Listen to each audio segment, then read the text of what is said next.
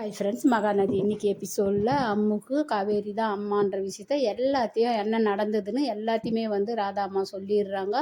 அவள் சாப்பிடாம கோச்சிக்கின்னு அப்போ எங்கள் அம்மா உயிரோடு தான் இருக்கிறாங்க, இந்த விஷயத்த என்கிட்ட மறைச்சிட்டிங்கன்ட்டு அம்முக்கு கோவம். இங்கே விஜயும் வராரு. விஜய் அம்மு சாப்பிட்டாலான்னு கேட்கும் போது இந்த ராதாம்மா மறுபடியும் மறைக்கிறாங்க.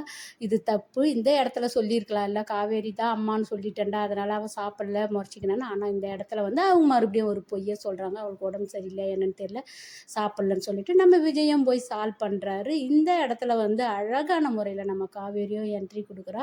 காவேரிக்கிட்டேயும் சாப்பிடல இது போல் இருக்கிறான்னு சொல்லிட்டு சொன்னதும் அவளும் போய் சால்வ் பண்ணி அவளோட அம்மா பாசத்தை காட்ட போகிறோம். ஆனால் பாப்பாவுக்கு இவ தான் அம்மானு தெரிஞ்சு அது அம்மானு கூப்பிடாத ஒரு ஏக்கத்தில் ஆனால் காவேரியோட பாசத்தை உள் உணர்வோடு அங்கே அனுபவிக்க போகுது அம்மு.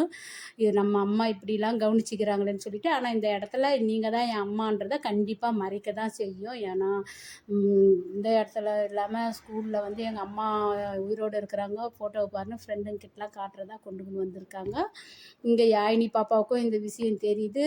சித்தி தான் அம்மோட அம்மாவா நான் பார்த்தேன், ஃபோட்டோவெலாம் பார்த்தேன்னு கங்காவோட சொல்லும்போது கண்டிப்பாக கங்கா ஃபோன் பண்ணி விஜய்கிட்ட இந்த விஷயத்த சொல்ல போகிறா. அப்போ அம்முக்கு காவேரி தான் அம்மானு தெரிஞ்சிடுதுன்னு இங்கே தாத்தா கிட்ட சொல்லியிருக்கும் போது தான் ராதாம்மா இந்த விஷயத்த நான் அம்முக்கிட்ட சொல்லிட்டேன்னு சொல்லுவாங்களா என்னன்னு தெரியல. ஆனால் எபிசோடில் பார்த்துக்கலாம்.